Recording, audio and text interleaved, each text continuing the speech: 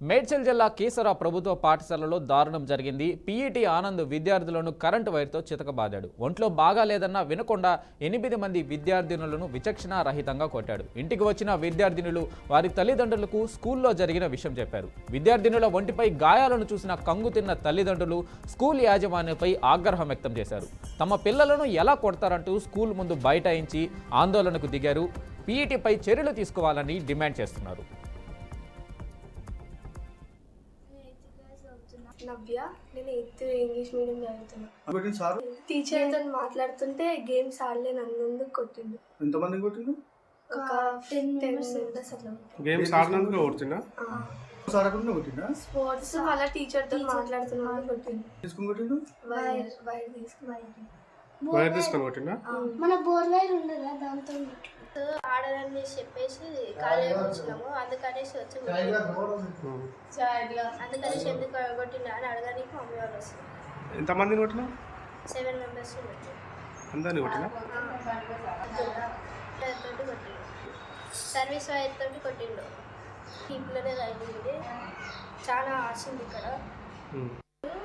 ప్రణతి. ఇక ఇదే అంశంపై పూర్తి అప్డేట్స్ మా ప్రతినిధి తేజ అందిస్తారు. తేజ, చెప్పండి, స్కూల్లో పీఈటీ మాస్టర్ ఏదైతే ఉందో ఇలాగా విద్యార్థులను చితకబాదడం, ఇంత దారుణంగా కొట్టడం వెనక కారణం ఏంటి? దీని మీద అప్డేట్స్ ఏంటి?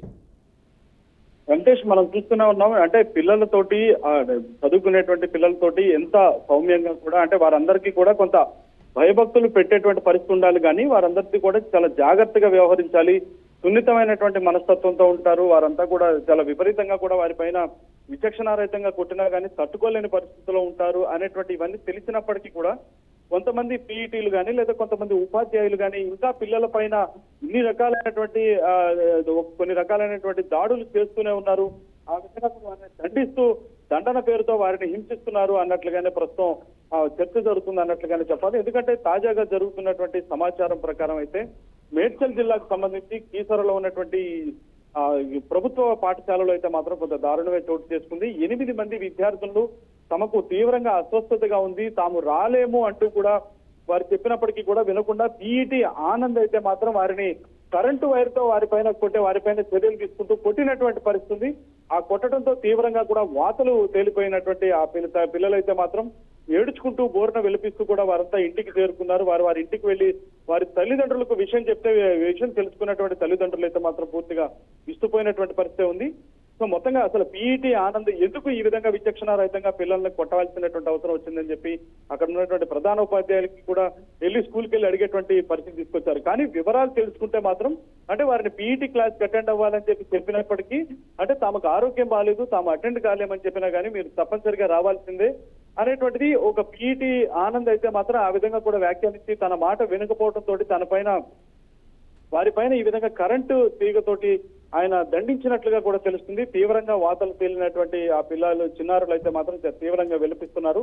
పీఈటీ ఆనందే మమ్మల్ని ఈ విధంగా కొట్టారు అని చెప్పి కూడా వారు చెప్తున్నటువంటి పరిస్థితి. అక్కడ కొంత ఉద్రిక్తమైనటువంటి వాతావరణం అయితే స్కూల్ పాఠశాల దగ్గర నెలకొన్నటువంటి పరిస్థితి ఉంది. తల్లిదండ్రులు అయితే మాత్రం తీవ్ర స్థాయిలో అక్కడ ఆందోళన చేస్తూ అసలు విద్యార్థులను పైన ఈ విధంగా చర్య తీసుకోవటం ఏంటి, లేకపోతే ఈ విధంగా కొట్టడం ఏంటి? అయితే తేజ, ప్రిన్సిపల్ దీని మీద స్కూల్ ప్రిన్సిపల్ ఏమైనా స్పందించడం జరిగిందా? ఆయన మీద చర్యలు, పీఈటీ మాస్టర్ మీద చర్యలు ఏమైనా తీసుకోవడం జరిగిందా?